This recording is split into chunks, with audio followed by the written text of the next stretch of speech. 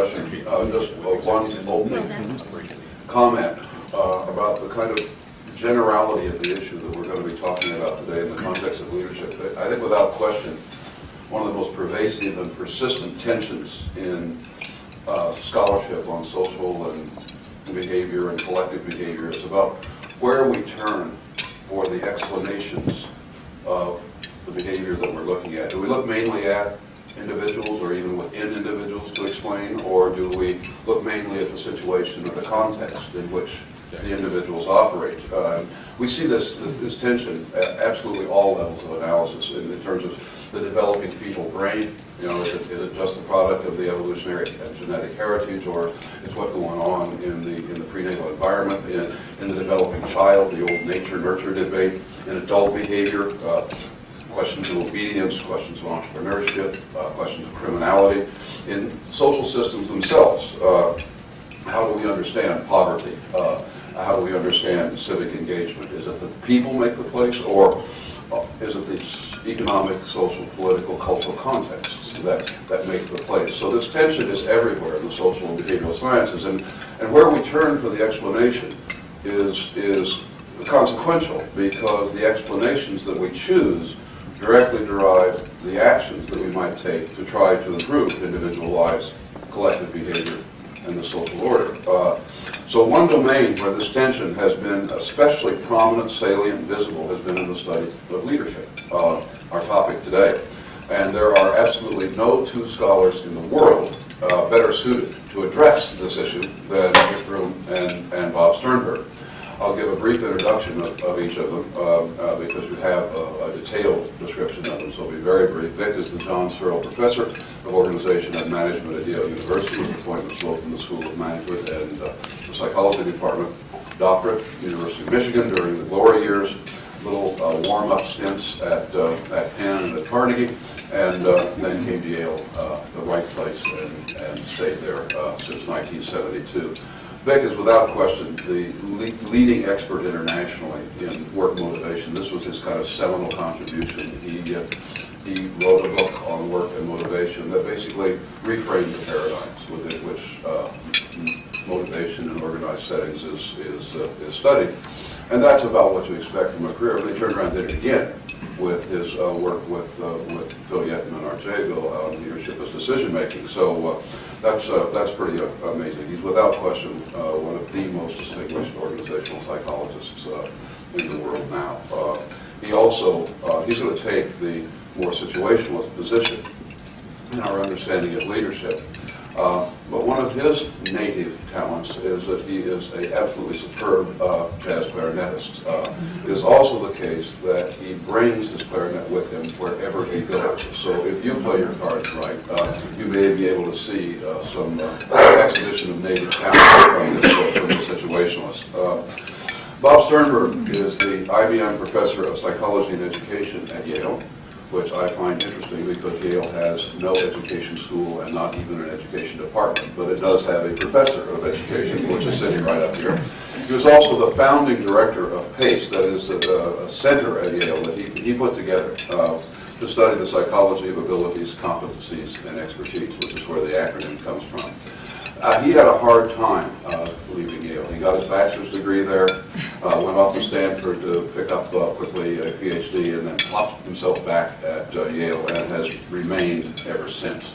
Bob is one of the most distinguished cognitive psychologists in the world. His early work really reframed how we understand intelligence, getting away from the unidimensional G kind of models, and has a empirically derived and conceptually fascinating hierarchical model of intelligence that really was his original mark. And then he also has gone on and done it in other arenas. He's expanded from his intelligence work into studies of wisdom, into studies of creativity, and even into studies of love. Okay, it turns out there's a triarchic model of love, as there is a triarchic model of everything. And now he has turned his mighty brain to the question of leadership as something that maybe has to do with how people actually process and use this information that we carry about. A little bit of a more person-centered thing. Bob has won just about every award that there is to win in his field, except he has not won an award for cello playing. He is a cellist, and I'm happy to tell you that he did not bring his instrument, so it'll be a clarinet solo at the end. In an attempt to exercise authority and give us plenty of time for round-the-table discussion, I told them that they would each have 20 minutes to get their basic ideas out, and then we would have a little discussion between them and start to fold in everyone else. We spent much of dinner last night at Legal Seafood fighting about that, and I finally compromised to the extent that they get an extra minute on top of their 20, to the extent that in their remarks, every time they mention the other person. If Vic is going to start, and if he mentions, every time he mentions Bob, he gets another minute, up to some limit that I will set on the fly. So first we'll do with Vic, then we'll go directly to Bob, and we'll try to do this without conversation among us, and then I want to pose a question and maybe get some discussion going between them about these two polls, and then we'll start to fold everybody in. When that time comes, since we are videotaping this for the many people who wanted to be here but had scheduling conflicts, if you could identify yourself by name and where you come from, what school or what department, that would be very helpful for people who look at the videotape subsequently. Vic, you're on. Well, it's a pleasure to be here, and with my good friend, Bob Sternberg. We're not going to fight, by the way, and there's not going to be a vote taken at the end. This is a collaborative event.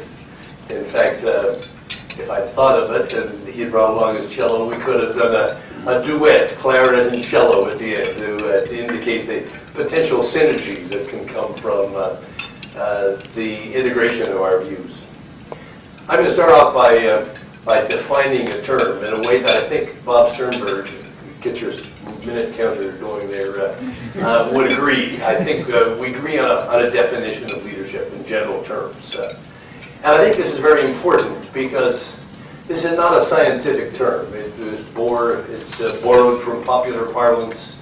It is used much too much. It's misused. It's used as a device for posturing and a variety of mischievous acts.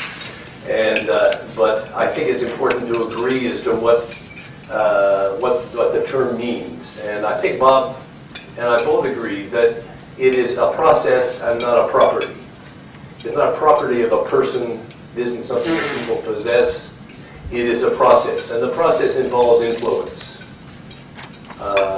My colleague Warner Burke once reported seeing a headline. I read something of this in the New York Times. The Afghan leader lacks followers, and that strikes it's an oxymoron there, because the one thing that all leaders have in common is that they have followers. If nobody is following, you ain't leading. So it's an influence process. Be I think both of us would concur that not all forms of influence should be characterized by the term leadership. I'm sure we would all agree that the transformational processes would go under that label, where the appeal of the leader is toward the higher moral values. This is the essential method of Muhammad and of Jesus Christ and probably of John Fitzgerald Kennedy. I think we also would agree that transformational forms of influence, which are based on rewards and punishments and contracts and deals, go under the heading of leadership.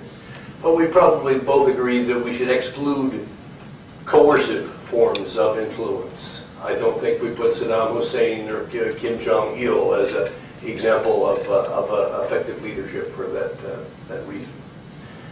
I think we both agree that the role of leadership has a great deal to do with potential effect on the effectiveness of organizations, and this opens up a can of worms. Effectiveness from whose standpoint? Is it from the standpoint of the rich or the poor? Is it from the standpoint of the followers of the organization? Is it the stockholders? Is it the customers? We can get into those, but clearly if the process works effectively, it works well and benefits not just the leader, but other stakeholders. There are three, I think, widely held views about what controls this process and what are the key variables in the process. And I'm just going to use some broad terms. I use the term the heroic conception of leadership to refer to, I think, the most common conception, that is, a leader is a leader is a leader, independent of the context in which the leadership is performed. Most of my students at Yale believe, at least at the beginning of the course on leadership, that this is what leadership is all about. It's a general personality trait that is applicable across all situations. In fact, an overwhelming majority of them believe that the nature of this property of leadership is inherent in DNA, royal blood or something of that order. I don't know how many of us feel this way at the end of the course, but I haven't got the final papers in yet, but I'm afraid it's a fairly large number. I'm unable to dissuade them from this point of view, despite the failure of countless studies comparing effective and ineffective leaders and leaders and followers of many substantial differences that could have preceded the ascension to a position of leadership or effectiveness. For example, two leaders who were both effective at the same point in history, General George Patton and Gandhi, were both exceptionally effective in their way and in their time. What would happen if they changed jobs, if one took the position of the other? That example, or another example that I was telling Richard about, pertains to a hero of mine, Kingman Brewster, who brought me to Yale and who had amazing effects on Yale. He democratized the institution. He brought women into the institution. He maintained the institution together during the turmoil of the 60s. And he did absolutely wonderful things. But was he a leader for all seasons? Well, one of the first things I did after coming to Yale was to go off to Hawaii to a Young Presidents Association meeting, and I sat in with Kingman while he met with alumni, and one old alumna said, "My grandfather went to Yale. My father went to Yale. I went to Yale. Why cannot my son get into Yale?" And Kingman said with a perfectly straight face, it sounds as though Yale has done more than enough for your family. Well, I'm sure in so doing, he lost at least $10 million in a bequest to Yale University. And he was aware of the fact that at this point in time, the challenges confronting Yale were fiscal challenges. And he had so much integrity and so much passion about his ideals that he was not the person to lead Yale through that set of challenges. Well, this is the heroic notion that my students believe in. Somewhere in the course of this written debate, I accuse Bob of believing in the heroic model, and Bob very correctly puts me in my place and said, no, I don't believe that leadership is context-free, and I'm moving in that direction, but I haven't quite got there. There is an alternative point of view which is expressed mainly by sociologists who argue that leadership is an illusion. That is something we invent in our heads. It's the classic case of the fundamental attribution error taken to its extreme. We invent leaders in our heads, ignoring the situational forces which control the actions of leaders or the limited power they have to affect change in their organizations.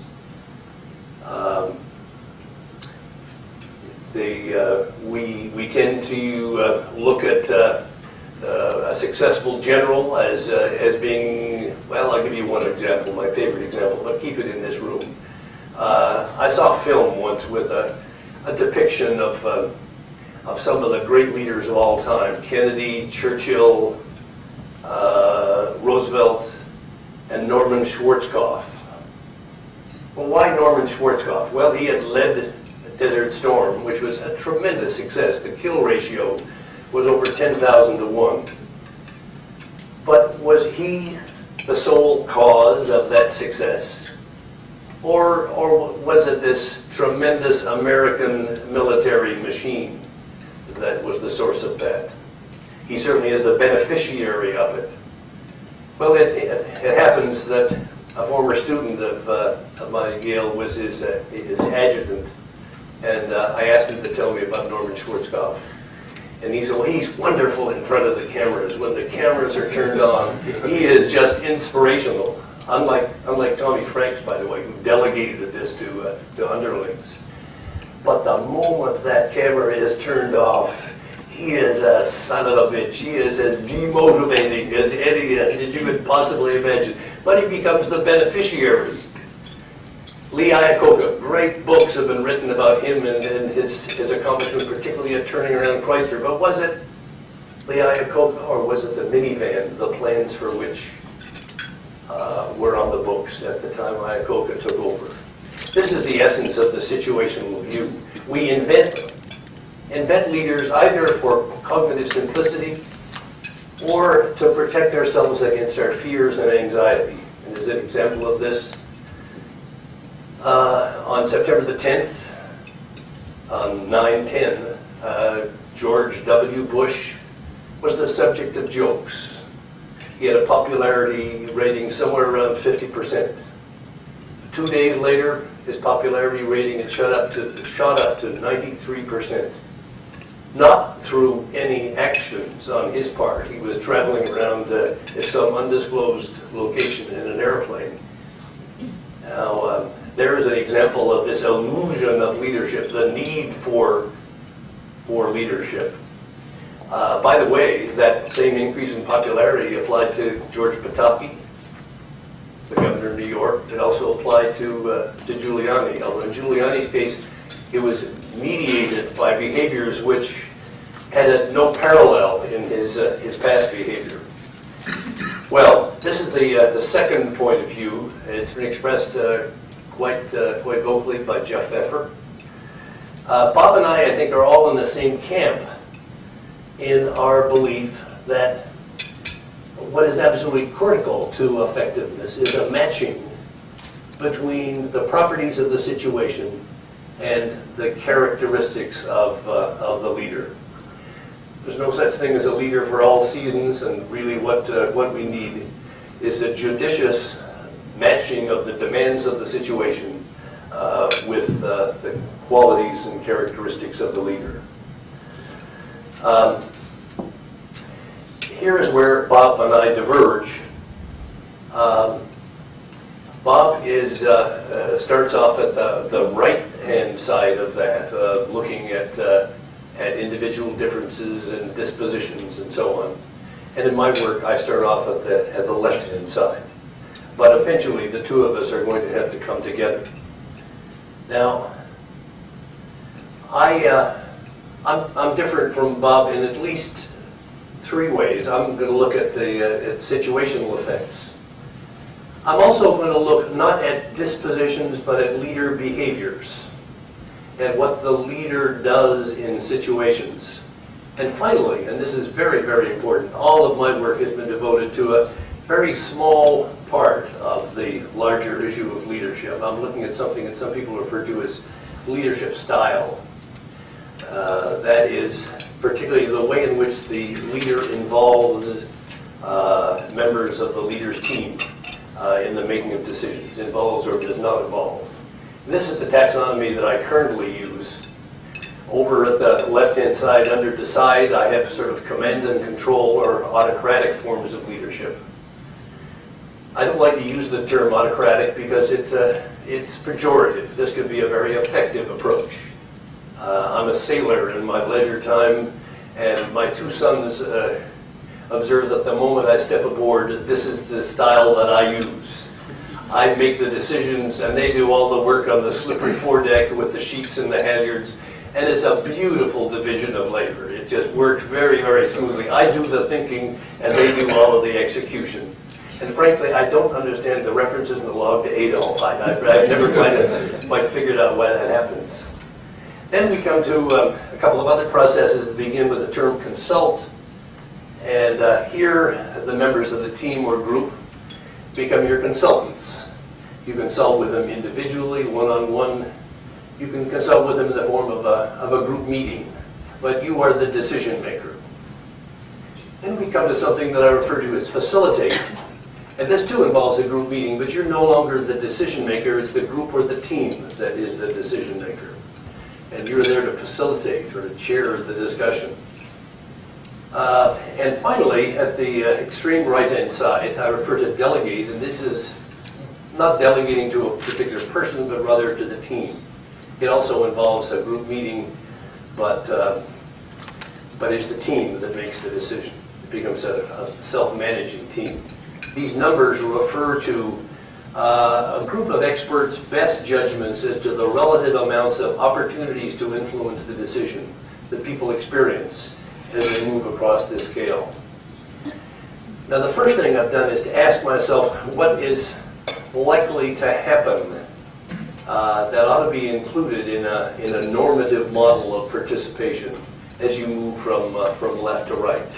And I wrote a chapter in the Handbook of Social Psychology on the evidence of this some time ago. But at least 4 things happen that ought to be attended to in a normative model. I back up just a little bit.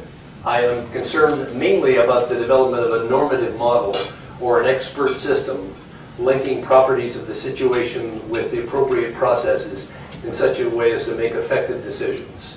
But I've also been concerned with developing descriptive models of how people do in fact behave and how they match the nature of the situation with the challenges that they face.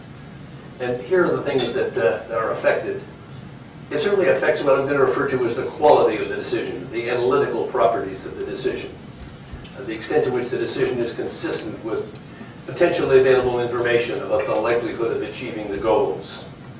But this is not the only component of an effective decision, because history is replete with examples of analytically sound decisions which have failed miserably because they have lacked the next dimension, and that is they were not implemented because they were neither understood nor had the commitment and the support on the part of the individuals and groups that had to get behind this and make it work. At the margin, there are 2 other things with which we are concerned. We're concerned with time in 2 senses. We're concerned with minimizing, under some circumstances, the amount of time between the occurrence of a problem and the obtaining of a solution. And some situations are emergencies in which we need fast decision-making processes. We're also concerned with minimizing the total amount of time that is used up in the process of making decisions. And finally, the 4th thing which is affected is the development of members of the team. Did the decision process enhance group members' knowledge and expertise, their ability and desire to work together as part of the team, and their feeling of being an important and valued part of the organization? Now, these are the building blocks. How do we proceed with that? Well, I'll back up a little bit. First thing I did was to ask every leader I could find to write down examples of 2 decisions which they had made fairly recently, describe the problem and as much of the context as possible. I asked them for a failure on their part, and I asked them for a success. And I put these on 5x8 cards. I obtained problems from mayors, from directors of arts theaters, from R&D managers, from CEOs and organizations. And I took these and I was looking for a structure of situations. What ones sound alike in terms of the nature of the demands for behavior which they impose on the part of the leader. I was looking for kind of a situational big 5. Well, I didn't find 5 types. I kept finding more and more types, and I kept making finer and finer distinctions. But eventually I came forth with a set of dimensions on which these situations differ. And I used a device also that Herb Simon had taught me at Carnegie, the verbal protocol. I'd give some of these problems to people and who were effective leaders, and I asked them to record their thoughts about what factors should go into their thinking about where they should position themselves on this scale. Should they be at the command and control end? Should they consult people one-on-one, and so on and so forth? And I obtained a list, and on the basis of that, I formed the first model, which has appeared in a great many textbooks. The first model looks like this. It's a decision tree. You can still find it in textbooks. These are the situational factors. Does the problem possess a quality requirement, and so on? Do you have enough information? Is the problem well structured? And you walk your way through the decision tree, and eventually you come up with one or more recommended processes. Well, this was 1973, and a tremendous amount of study and research has been done since then. I think at last count, there have been 150 scientific articles and 40 doctoral dissertations. The modern day version of this, in the form of a pencil paper, is a decision matrix. You can't make these out, but these are the situational factors right along the top. This says problem statement at this side, and what you do is to start off at the left-hand side, and wherever you ask yourself whether or not the attribute is present in that situation or is absent, respond appropriately and walk your way across the diagram. Now, this is a very simplified form of the model, and it makes some rather significant errors because it treats each of these situational factors as binomial rather than as continuous variables. And the continuous form of this I'm going to show you, but in it, the number of these situational factors has increased now to 11, which is true in the current form. And I hope you can make this out. The colors are not perfect, but this is a scale. And these are the factors which in the normative model ought to push one toward the left hand or the command and control side of the scale. They read, I have the knowledge, commitment on the part of the group, without their involvement is likely, time is valuable, interaction is difficult or impossible. These factors over here would push one toward the participative side. The group has the knowledge, I need their commitment and support, their development is important, their goals are aligned, the group works together as a team. These factors are configural, they interact with those at the left or right. The bigness of the decision, its significance, and the likelihood that people will be in conflict or disagreement.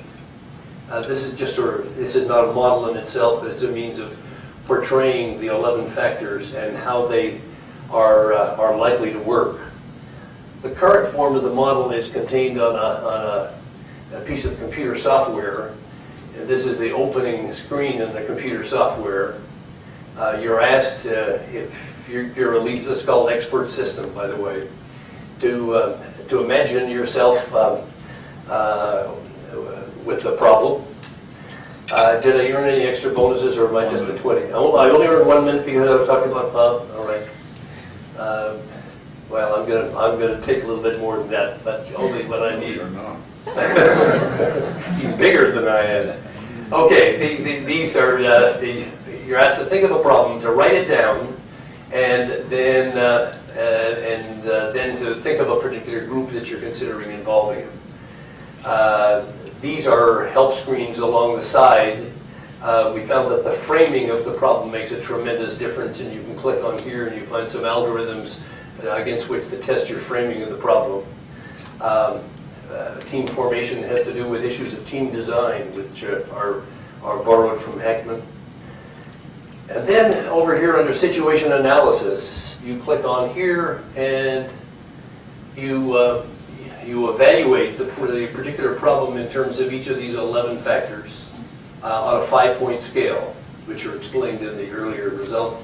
Then you press the calculate button, and this is the distribution of expected effectiveness of each of these 5 processes. For this particular configuration, It absolutely eliminates delegate. It certainly pushes you away from decide, and it recommends consulting the group.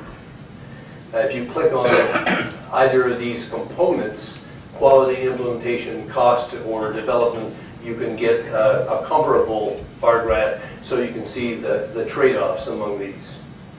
This is the current form of the model. It's not perfect.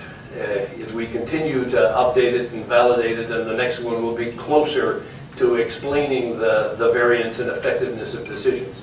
Each year we evaluate the model in terms of hundreds of decisions where we know what the outcome was and we know what is done.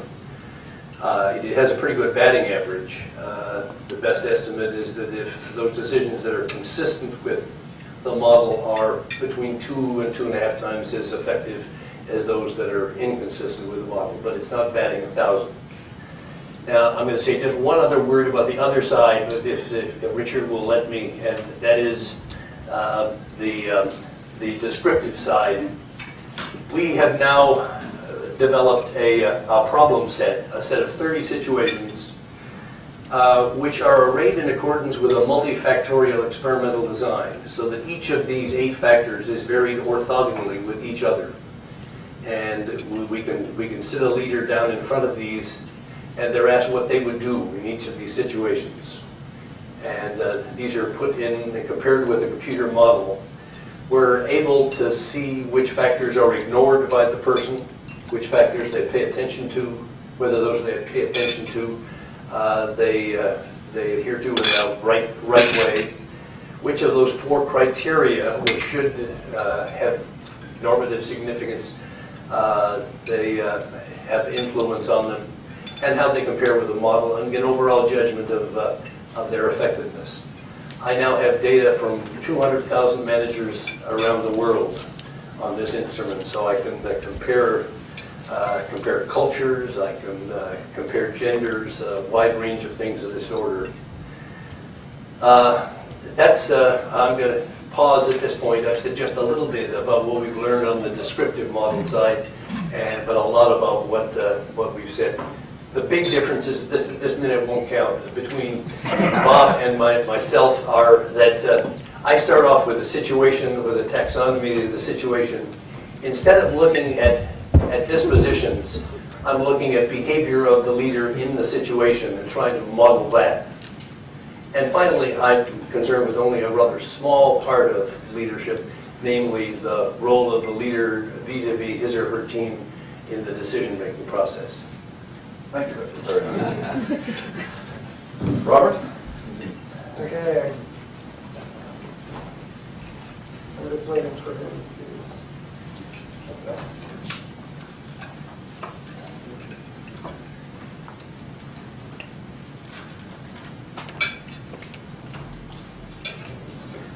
This is not one. Okay, I'm also going to talk about leadership as a decision, and thank you for that information, whatever that is. This is with a collaboration of Victor Vroomberg, with special thanks to Victor Vroom, Victor H. Vroom, and Professor Victor Vroom. Okay. I just want to start quickly by describing a case of strong leadership. There was a middle school principal who had a problem, and the problem was that the girls in her school were just learning how to use lipstick. So they'd go to the girls' room, they'd put on lipstick, they'd press their lips against the mirror like this.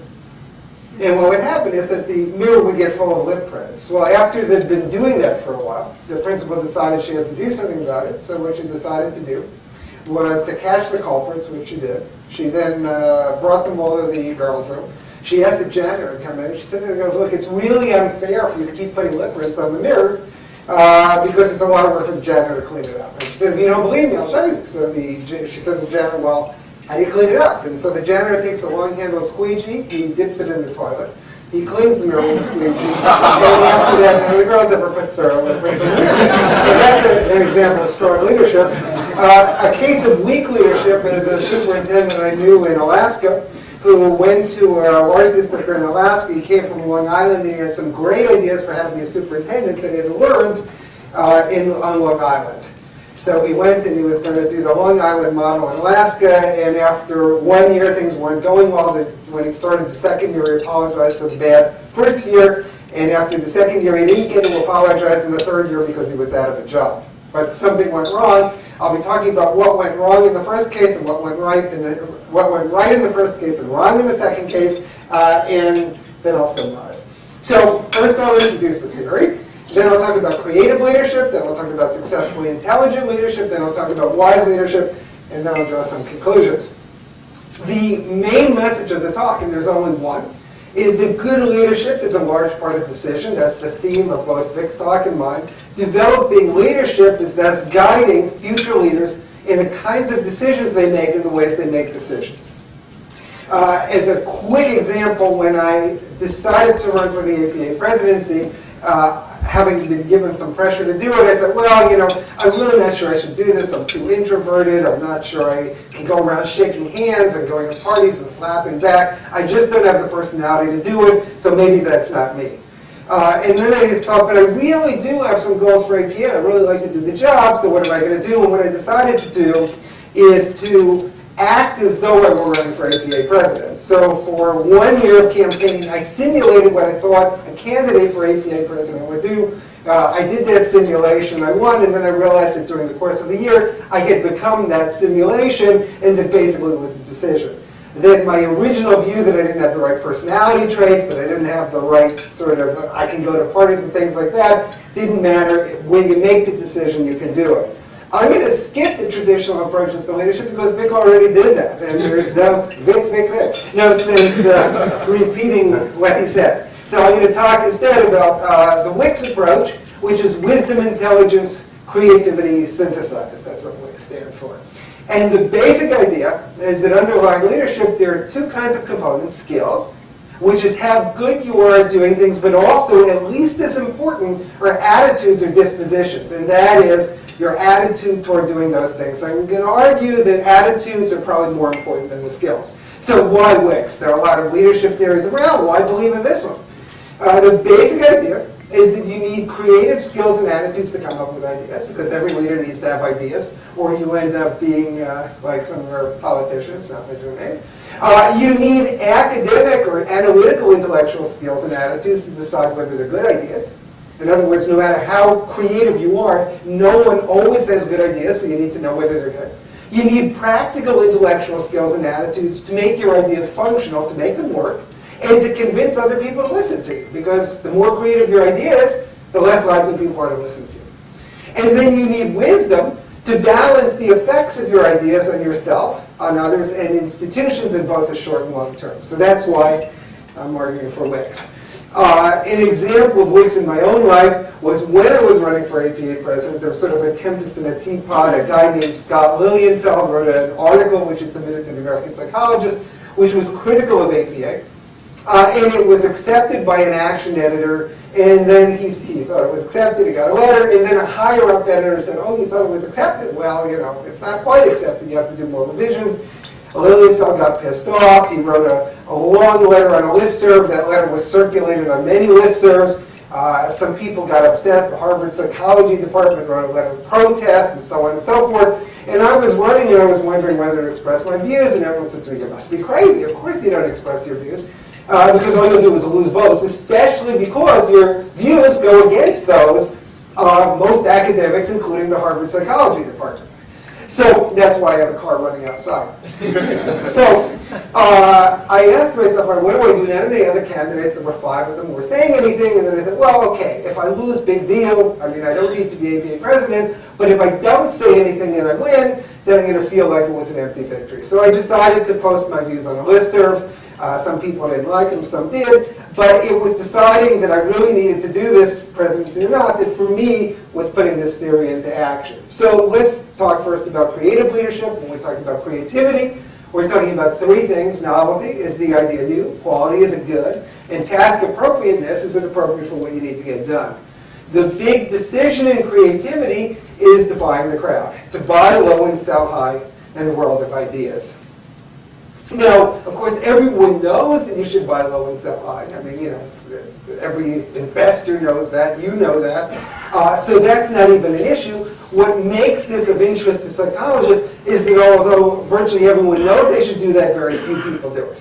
And we saw this in the Forbes magazine study where they put the New York Times stock market page on the wall of their office. They shot darts at the page at random. They got a random portfolio of stocks, and then they found that that random portfolio of stocks did better than 80% of professionally managed mutual funds over a period of a number of years, suggesting that even very highly paid fund managers don't buy low and sell high.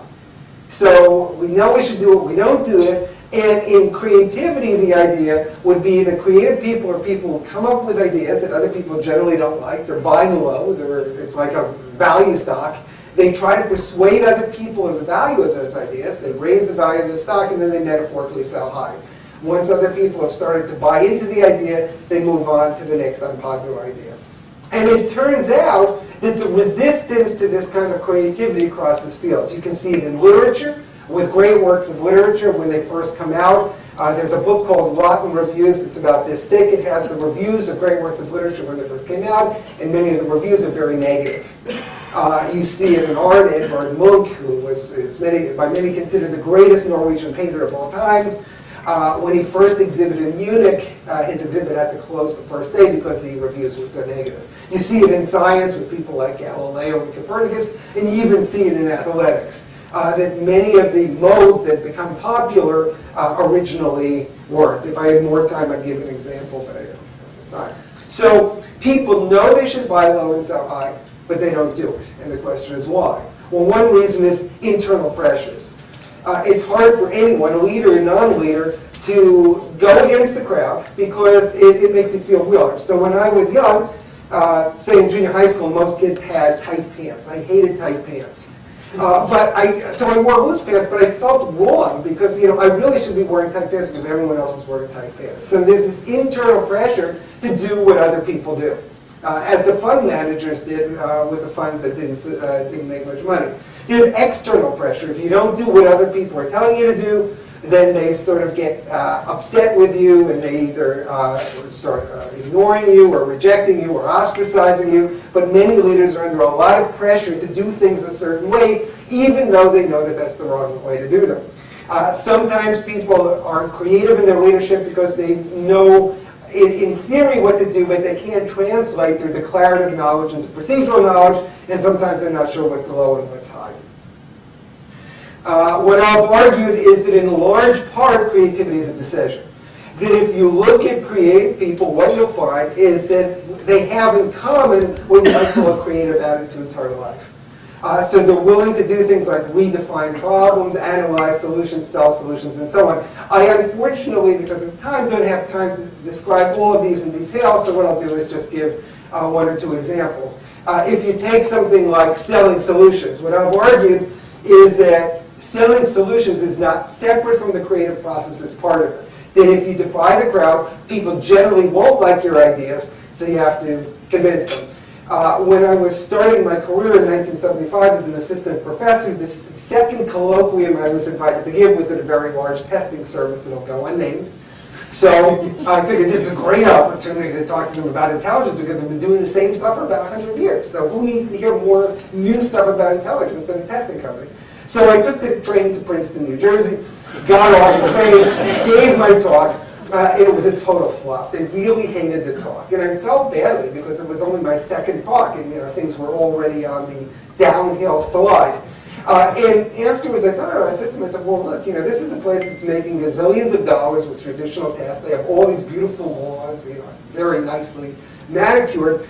And what did I expect? That people who were 65 were going to come up to me when I was 25 and say, I've really wasted the last 40 years of my life doing this stuff. I'm sure glad that you came to show me how to do things. It's not what happened. So if you're creative, people probably won't accept the way you do things. A lot of what a leader does is has to sell them. I'll give one more example of these, and then I'll unfortunately have to move on, and that is realizing the limitations of knowledge. And the basic idea here is that experience can be really helpful for creative leadership, but it can also be harmful. What do I mean by that? Some years ago, I was visiting a very famous psychologist in another country and invited me to the zoo in the town. So we went to the zoo. And when we got to the zoo, the primates there, we were passing the primate cages, were engaged in what euphemistically might be called strange and unnatural sexual behavior. So he started staring at the primates as they did the sexual stuff. I, being from New Jersey, averted my eyes. And after he had stared at them for a while, he started analyzing their sexual behavior in terms of his theory of intelligence. And I stood there thinking, well, this is really weird. Because there are very few things I think I know for sure, but one of them is that whatever it is that motivates the sexual behavior of primates, it has nothing to do with his theory of intelligence or anyone else's theory of intelligence. And we kind of learned that from Clinton. You can be really smart, but it doesn't necessarily translate to your sexual behavior. And what I realized at that point is that the cost of knowledge is that as you become very knowledgeable, you risk becoming entrenched. And so that your leadership can actually become less creative because you get so used to doing things in a certain way, you just find it hard to do them in a different way. So, as I said, I have lots of examples of each of these, but I don't have time to go into them. But the basic idea is that to a large extent, being creative in leadership is not some kind of genetic predisposition. It's a series of attitudes that lead to a series of decisions, being willing to grow, attaining self-efficacy, being courageous, and so forth. I believe that there are several different kinds of creative decision-making in leadership. One is replication. These are paradigm-accepting ones. Replication is just where you do what the last leader did. Redefinition is where you do what the last leader did, but you give a new reason for it, so it becomes more associated with you. Forward implementation is the kind of leadership that is most widely accepted. It's when things are going in a certain direction, and you just go to the next step, and people like that because it's not threatening and it's continuing to go. It's the way you get articles into journals. Nobody's threatened, everybody's happy. Advanced forward incrementation is when you take large steps, and often if they're too large, people don't like your leadership because they're not ready to go where you go. And then there are paradigm rejecting kinds, which tend to be less popular, but often more transformational. Redirection, where you move an organization in a new direction. Regressive redirection, where you move backwards and then move in a new direction. Reinitiation, where you shake things up entirely. And synthesis, where you combine things. Okay, so the second ingredient is successful intelligence, which is the ability to attain your goals in life within your sociocultural context by capitalizing on strengths and correction or compensation for weaknesses, by adapting to shaping and selecting environments. So what that means is intelligence is not just this G factor or IQ, but rather it's much more flexible and it's more modifiable. That people who are successfully intelligent are people who make the most of what they're really good at, and they find ways around what they're not good at through a synthesis of analytical, creative, and practical abilities. So the idea then, the big decision, is to use your intelligence to achieve success in your own life by your own standards. And it's hard often in this society to think intelligently because our conceptions of intelligence are so narrow, and there's so many rewards for being intelligent in a narrow way. The ability of this society to produce leadership is challenged by societal mores that essentially reward a very narrow kind of intelligence. The people who are good at memory and analytical abilities do well on ability tests, they do well on instruction, they do well on achievement tests. And so what we do is create essentially a closed system whereby people who are smart in traditional ways are able to advance through it into positions of leadership. People who are not good at those particular things, who may be more creative or more practical, can't advance through the system. We create self-fulfilling prophecies, and we waste human resources. After talking about intelligence and creativity for a while, I came to the conclusion that it's not enough, because you can have smart leaders who are very foolish. And I began to ask myself, well, why do you get situations like you get at Enron, or some of our political leaders, or Global Crossing, and so on? And I came to the conclusion that very smart people are more susceptible to thinking foolishly because they think they're not. And the 5 fallacies that they're particularly susceptible to are unrealistic optimism, where you think, I'm so smart and I'm so powerful, I can do whatever I want, it's going to work out okay, I don't have to worry about it. Egocentrism is where, at first, when you're a leader, you feel responsible toward other people, and then you realize after a while it really is all about me, and the leadership becomes more and more for your own benefit. Omniscience is where you get leaders, political leaders, business leaders, who at first they're experts in something, and then they begin to realize that the advice they're getting is from idiots, and they really do know everything, and why bother to listen to these dummies? Omnipotence is when you think you can do whatever you want because you can get away with it, and invulnerability is when you think that no one can get at you, so you're free to act as you wish. Is intelligence enough for leadership? I've argued it's not. IQs have been going up about 3 points every 10 years in the 20th century, suggesting that IQs went up, but at the same time IQs were going up. In the 1990s, we had more genocides and massacres than we'd had at any time since World War II, suggesting that increases in intelligence instead of IQ is not enough for good leadership.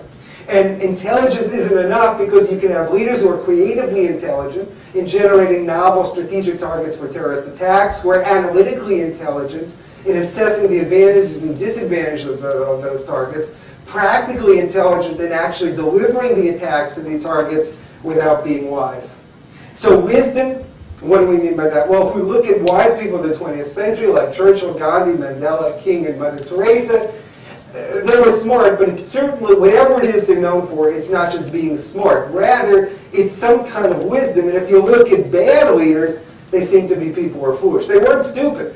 There was something about them. It's not that they had low IQs. Rather, it's that they seem foolish in some ways. And I believe that wisdom is especially important in current times because humans have made enormous strides in technology, including destructive technology, without corresponding advances in their wisdom with regard to the uses of this technology. So what's happened is the development of a mismatch between the technology we have and the development of the wisdom to use the technology, which places the world at enormous risk. Some people say, well, wisdom is kind of a bullshit concept. I mean, it's a different place, a thing everywhere. What is it? But if you look at the fundamental values that underlie the world's great religions and ethical systems, they turn out to be largely the same. Things like reciprocity, sincerity, honesty, integrity, compassion. So I would argue that, in fact, it's not the case that although there are great leaders, so-called, who corrupt these values, if you look at the basic ethical systems, they're all very similar to each other. So we define wisdom in the balance theory as the application of successful intelligence, creativity, and knowledge toward the attainment of a common good. So it's not enough just to be smart, to get out of school and get a terrific job with a lot of money, toward the attainment of a common good through a balance of intrapersonal, which is your own interest, interpersonal, other people's interests, and extrapersonal interests, larger institutional interests, over the short and long terms, through the mediation of values, by acting so as to balance adaptation to, shaping, and selection of environments. And that's just a representation. If I had more time, I'd give examples of these different kinds of balances, but I think I don't have time. So the big decision in wisdom is to use your successful intelligence, creativity, and knowledge toward a common good. It's hard to think wisely because of the 5 fallacies, because of a lack of wise models, role models, because of a prevalence of foolish role models, because of perceived self-interest. Some people don't see what's in it for them, because leaders in the society tend to think in the short rather than the long term, and because of a lack of dialogical and dialectical thinking, a lack of an interest in seeing other people's points of view, for which this country is internationally famous, just seeing its own point of view, and a lack of recognition that the correct answer evolves over time, that what's good at one point is not necessarily good at the other. Some people think that we don't need to teach for wisdom because we have proverbs. But the problem is that sometimes they contradict each other, like out of sight, out of mind, and absence makes the heart grow fonder. Sometimes they're just plain wrong, like spare the rod, spoil the child. And sometimes the lessons they teach are a matter of interpretation, like all is well that ends well. Well, what does that actually mean? There's some principles of teaching for wisdom, which I, again, probably don't have time to go over, but wisdom can be taught for. We have a program that infuses teaching for wisdom into American history for middle school students. And so, to put it all together, WIX means using components of intelligence to succeed in life and define the crowdly necessary so as to achieve a good in common for all. WIX, we think, provides a useful model for leadership. It involves synthesizing wisdom, intelligence, and creativity. A good leadership is in large part a decision. And just to go back to the initial cases, let's talk about the middle school principal. Well, she was creative. She generated a novel, high-quality, appropriate solution to a problem, the problem of what to do about the girls that put lipstick on the mirror. She was smart. She inferred that the solution would change student behavior in a positive way, which it did. The girls never put lipstick on the mirror again. And she was wise. She did what was best for herself, best for the students, and best for the school. Intrapersonal, interpersonal, and extrapersonal interests. If you look at the superintendent in Alaska, he wasn't creative, he did what he did before. He took his Long Island model and tried to apply it in a different cultural context where it clearly wasn't going to work. He wasn't very smart about it. He failed to analyze what his new district needed and wanted, and he failed to change his own behavior in an appropriate, situationally appropriate way. And he wasn't wise. He failed to do what was best for himself. He lost his job, best for his stakeholders, and best for his school district. They just didn't want a Long Island model in Alaska. And finally, it's not just what you think or say that counts, it's what you do. That if you talk about, for example, wise leadership, it's not, well, I know what I should do. It's ultimately whether you do it. We're very collaborative at the Pace Center. If any of you are interested in collaborating on any projects in the United States, across culture, we have projects around the world, would be delighted to hear from you. Thank you, Bob. Thank you. It's interesting. You started, the two of you started from different places. Okay, Bob started intra-psychically. Vic started with a big pile of 5x8 cards describing the actual situations. And clearly both of you are saying that the person and the situation are both important, the attributes of the leader and also the constraints, the pressures, the opportunities in the situation. So it seems like we need what, neither of you said this explicitly, but some kind of a model of leadership, if you're talking about normative leadership, which both of you are, that addresses both the properties of the individual in interaction with the properties of the situation. And yet there seem to be in the literature very few theories, including either of yours, that explicitly address conceptually the interaction between the person and the situation. Is there a reason for this?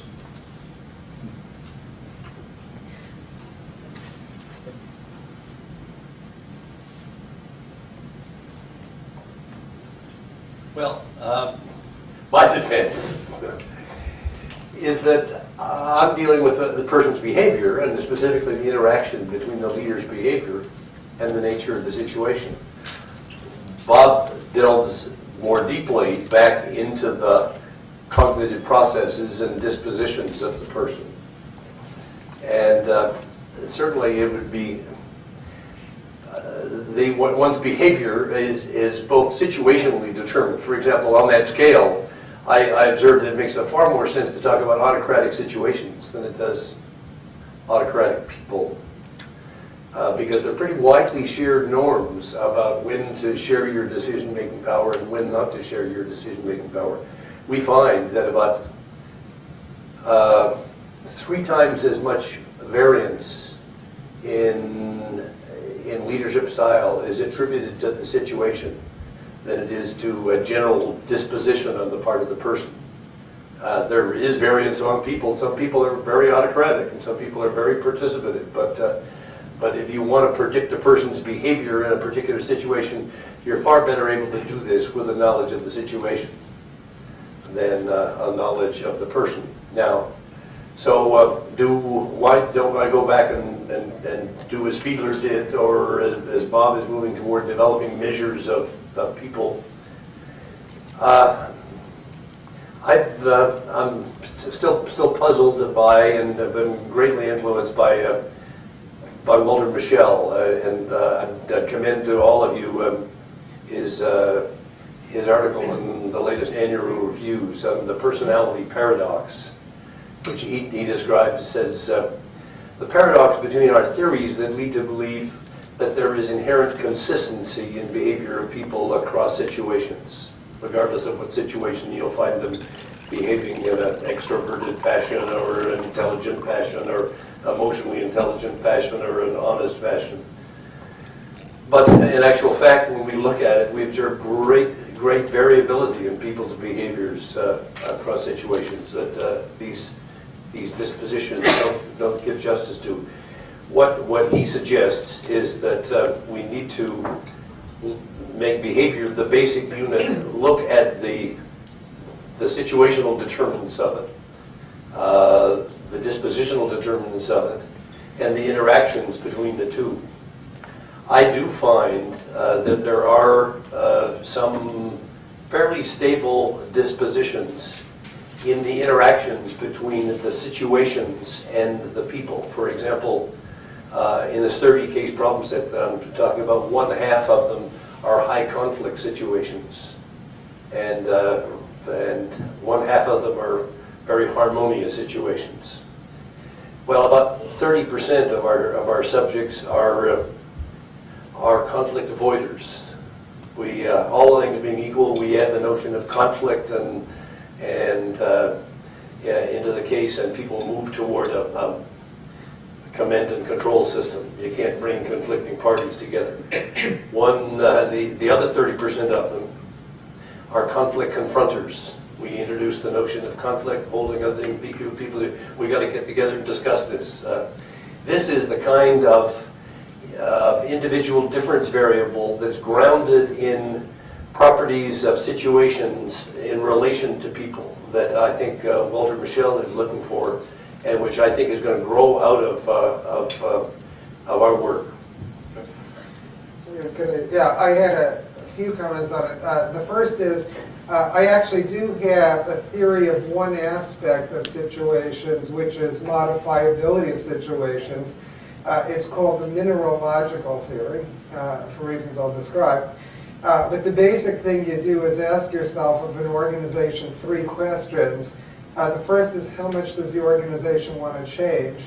The second is, how much does it want to appear to change? And the third is, what's its self-efficacy, or its view of itself in terms of whether it is changeable. And the yes-no answers to each of those 3 questions generate 8 different kinds of organizations in terms of modifiability, starting at the bottom with the rusted iron organization, which is one that doesn't want to change, doesn't want to appear to change, and thinks it's no good. And I give examples of rusted iron organizations, but they're organizations that situationally are hard to change because of where they are. Because they don't want to change, they don't want to appear to change, and they don't think they could even if they wanted to. At the other extreme is a diamond in the rough organization that wants to change, wants to appear to change, and has high self-efficacy for its own modifiability.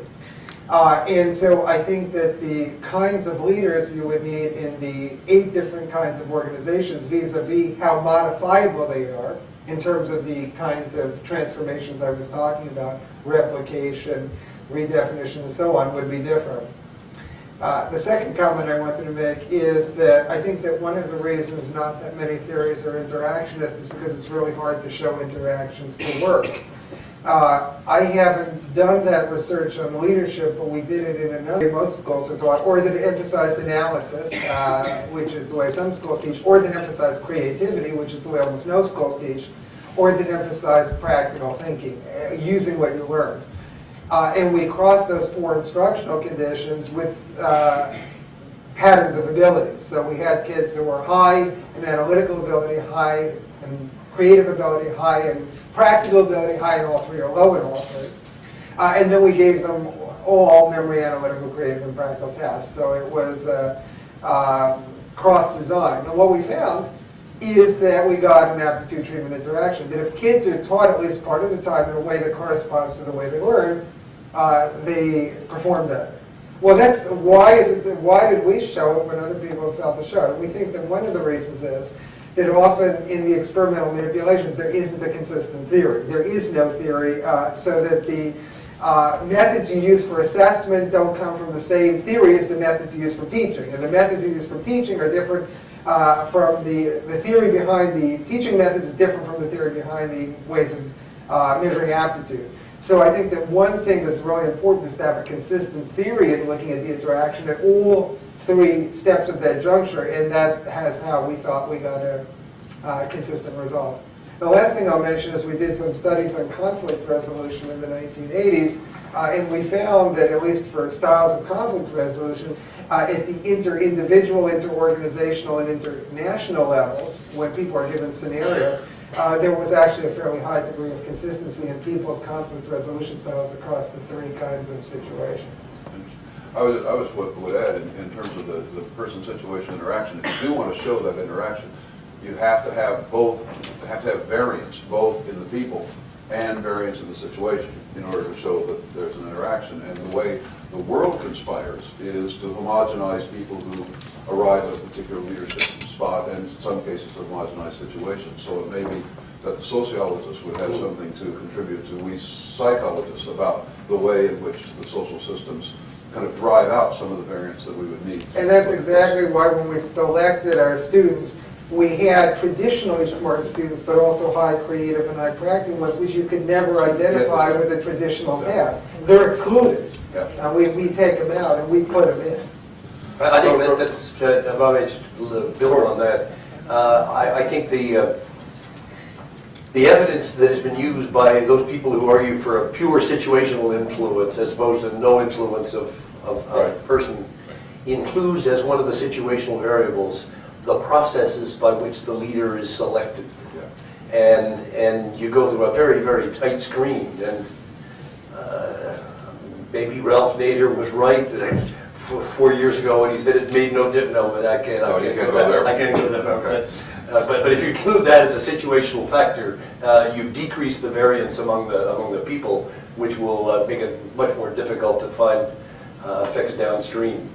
You said, Vic, 80% of the variance, this is plus or minus, I'm sure, is in the situation. Rosebeth, you've been out looking at a lot of senior leaders in a lot of different kinds of organizations. So what's your take on this? No, I don't want to be on tape, thank you.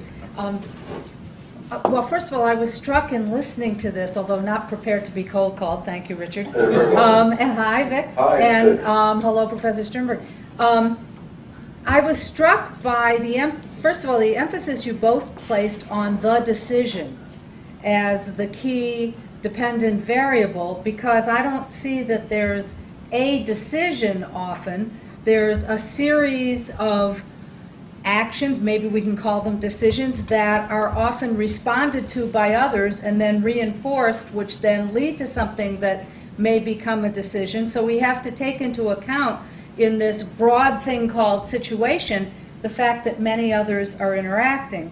And Professor Sternberg, when you talked about an organization as it, that can have dispositions and readiness to change, I'm thinking, well, yeah, in some general sense we can probably differentiate them, but they're consisting of so many subparts and interest groups and conflicts and tensions and people who see some value and people who don't see some value, that by attempting to place it all in one category. So I'm struck by the insights that's possible from both of those points of view, but neither of them are particularly dynamic.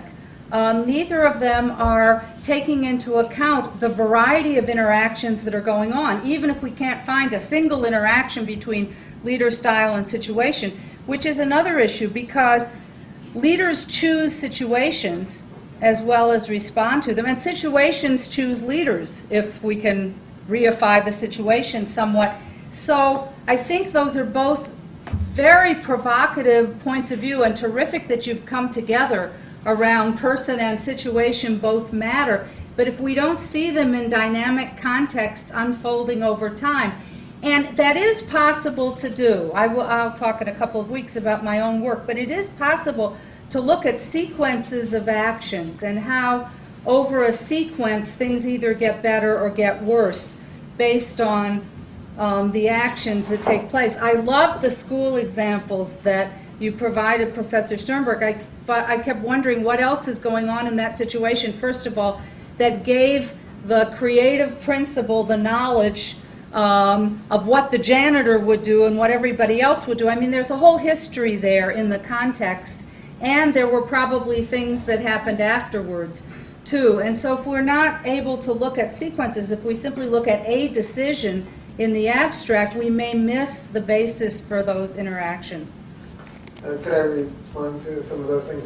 One of the problems with a 20-minute talk and very quick answers is that you don't get well to describe what you're doing. We're doing a study as part of the consortium testing the mineralogical theory, and we don't actually believe that an organization has one point in its typology. Rather, what we do is we give the same questionnaire to different groups of stakeholders, and our attempt to understand the organization is not really this as a monolithic thing, but rather how different stakeholders perceive it, so that people in upper administration and in middle administration, for example, or the union or the parents when you work in a school might have very different points of view. So that is part of what we do. The other thing that's part of what we do that I kind of rushed through is when I was talking about wisdom, I talked about the importance of dialectical thinking, which is the recognition in leadership that there isn't an answer that always works. You know, should I start a war? Should I raise taxes? Should I do this?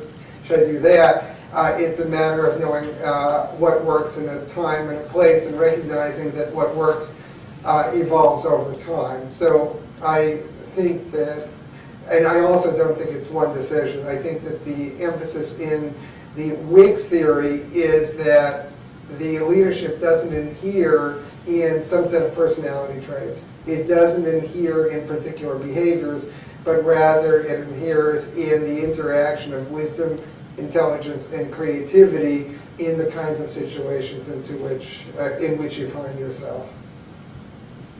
Well, but once you do go to war, for example, a lot of other things are set in motion that take that some ways out of the hands of the intelligence of the leader.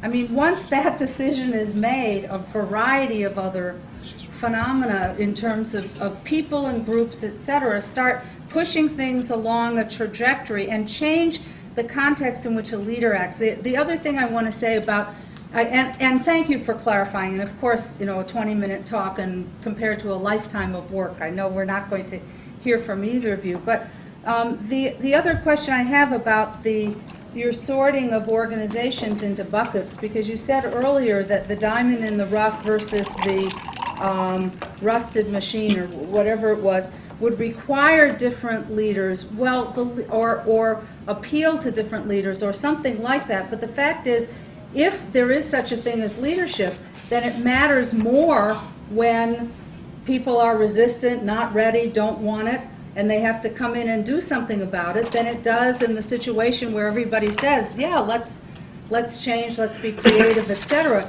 So there isn't, we need to, so you must have more to say, both of you, about what kinds of situations and what kinds of leaders interact, because when things are going along fine and people are ready and organizations are ready, all kinds of leadership emerges from the organization to do it. We don't talk about a single leader, but when you have the rusted machine, that definitely requires something, often something new from outside, some new force to make it possible to change. Yeah, and what you're saying is exactly what I would say.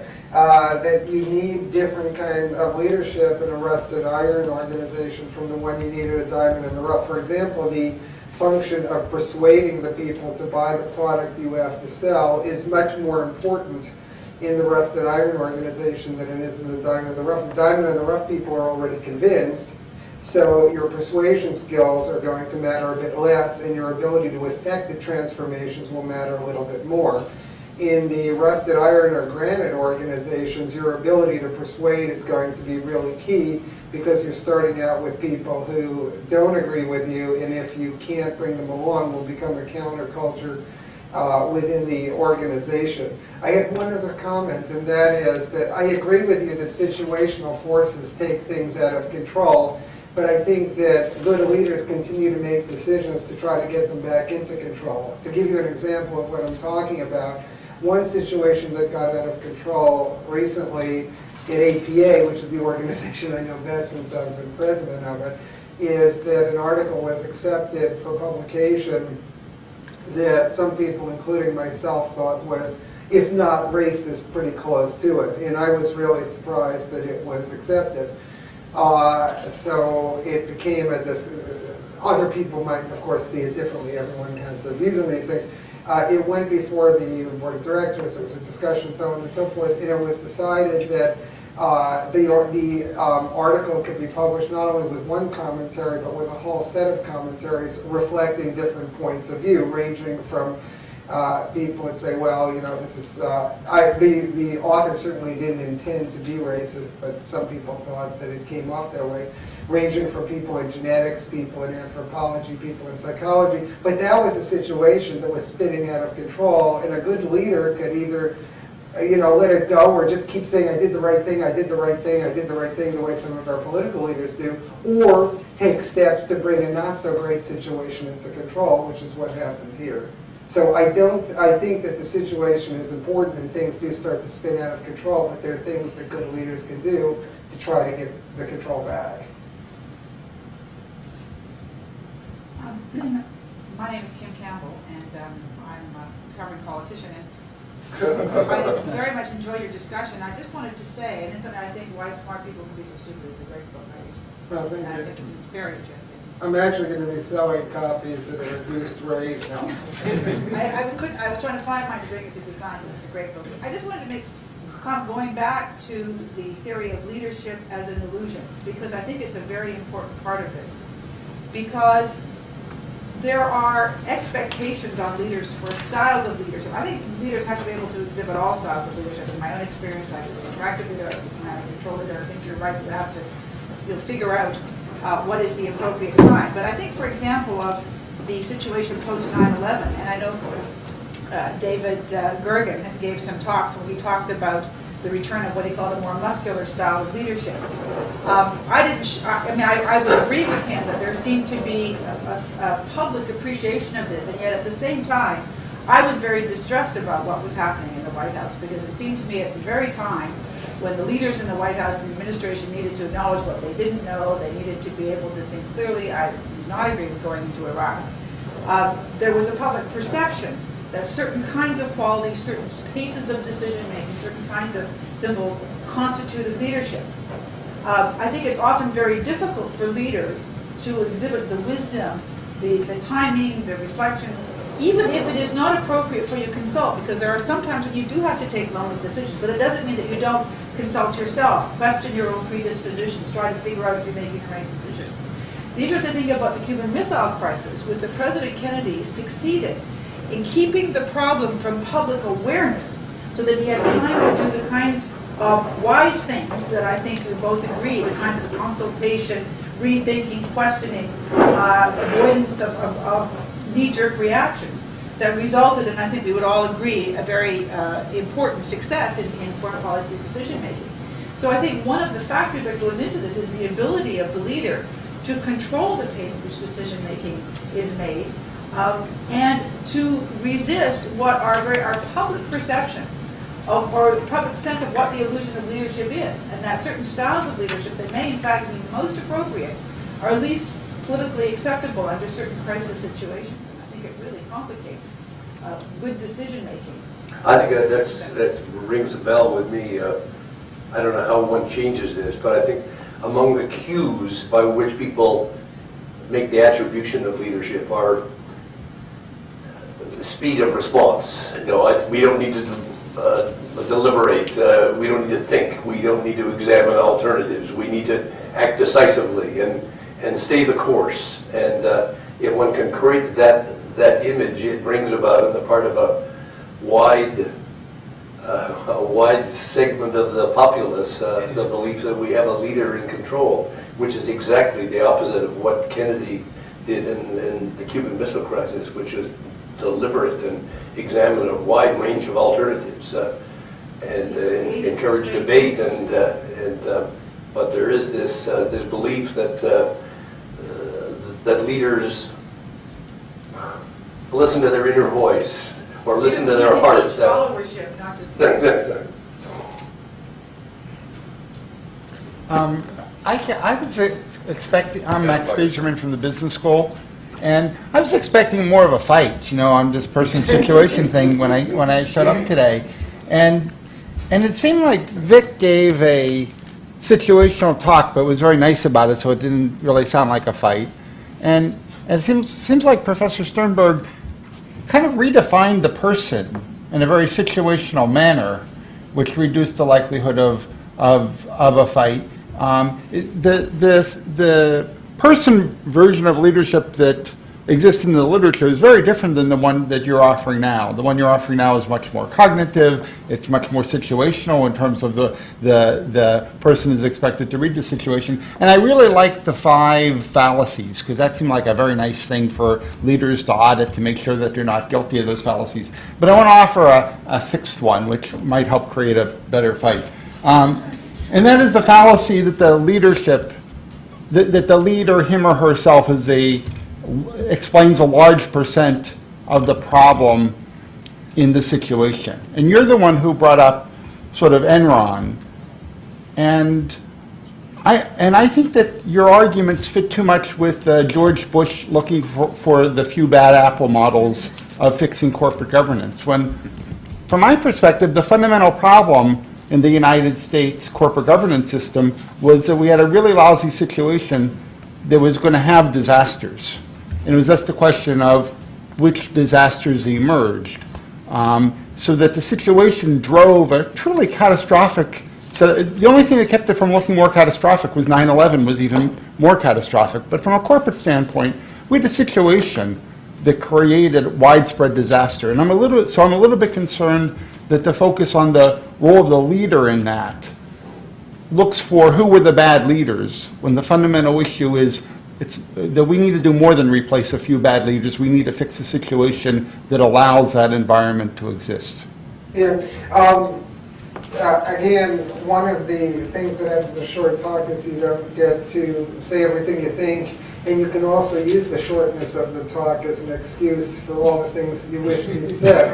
But the example which I didn't get to elaborate on is the system we have in schools, where we reward one kind of person and we don't reward other kinds of persons, and it creates this, I believe it creates a systemic problem. The systemic problem is that it tends to put people into positions of power who are often, they're smart but irresponsible. That's not to say that that's the only factor. It's to say that I essentially agree with your point, that there are systemic variables of which that's one, and no doubt there are others that lead to abuse. At the same time, if you have wiser leaders, they'll use that situation in a pro-social rather than an anti-social way. So I think that you have to work on both. You have to work on creating a better system, but you also have to have people who are less abusive, because even if the system is improved, there are always people who find ways of abusing the better system.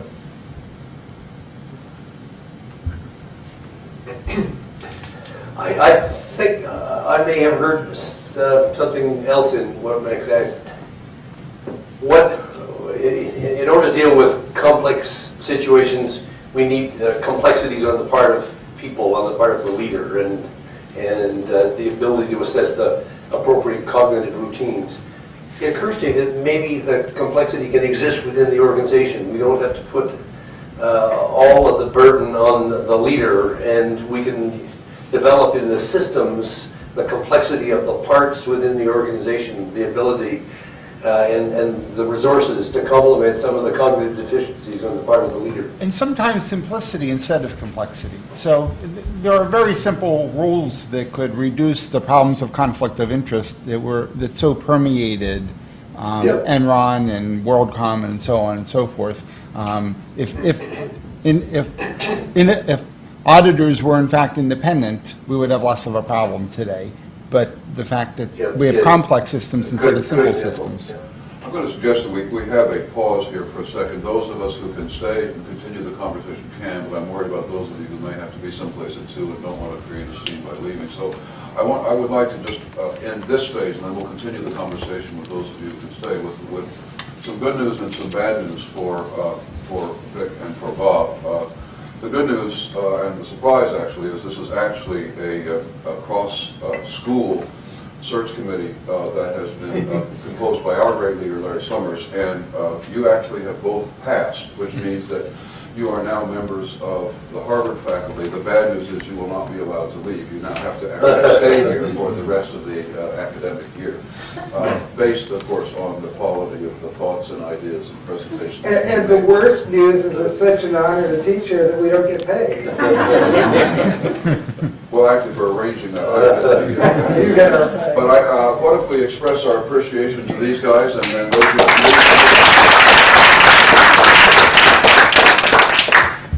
Now, go ahead. Hi, I'm Fernando Rivers of the School of Education. I wanted to ask each of you to comment on the extent to which your models allow to explain in what ways the nature of the problem conditions leadership. For example, as I hear Professor Sternberg, in your model when you say that part of leadership is choosing the right kind of environment. I can see how in some situations, for example, Mother Teresa, if she interested in serving the poor, she can choose to do that in the context of India, or she can choose that to do somewhere else. There are problems, however, where you can choose the context. For example, Gandhi, if you're interested in helping lead independence of India, you can only do that in India. And it doesn't really matter whether it's a very difficult context or easy context, you're stuck with the context. So if you could reflect a bit on, is leadership and the options available to leaders shaped by the nature of the problems? Are there problems that give more options to leaders than others? If you want to contribute to a field, for example, as an academic, you can choose from which university you do that. If you want to fix a particular university, you can only do that in that university. Yeah, according to the theory, there's three options. One of them, which is the one you mentioned, is selection, which is finding a new environment or finding an environment that's a good fit for you. A second is shaping, which is what Gandhi did. You're in an environment that's where you want to stay for better or worse, and you try to make it better. And a third is adaptation, which is you change yourself to fit the environment. You decide, well, you know, if I can't beat them, I'll join them. But I think that the successful intelligence part is a balance among adaptation, shaping, and selection.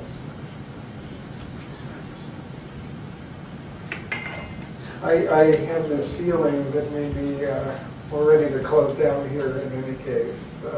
I have to be back at 4:30 in New Haven, so probably this is a good time to... Can I just ask one Yes. question? Well, you said that there's a lack of wise role models in leaders. Yes. Why do you think that's the case? Why do we see so many wise role models in like areas like religion or or humanitarian work? Yeah. And so like relatively fewer in like politics or like other spheres. Yeah, well, I think there's supposed to be so many wise role models in religion, but our experience suggests that there are not actually as many as there are supposed to be, and some of the ones who have the surface structure of being wise are anything but. I think that I skipped the slide, but I had a slide on why it's so hard to find wisdom. It's not valued. If you look at how people are selected into positions of leadership, it counts either little or not at all. In a study we did on perceptions of wisdom and creativity in business professors, we found there was a negative correlation between their perception of wisdom and creativity. The people who viewed as wise weren't creative, and the people who were creative weren't wise. The way you get ahead in this system is by doing well on tests, by doing well in school, by being aggressive, by being entrepreneurial, but there's no test for wisdom that's widely used, and often if you try to balance interpersonal, interpersonal, and extrapersonal interests, you're looked at as society as a bit of a sucker. You're not looking out for number one. So I think that there are a lot of norms that go against wisdom, and certainly in terms of the way you get elected, if you look at what works, like negative ads, that not only has nothing to do with wisdom, it's quite the contrary. Vic, would you like to do the last one? I don't think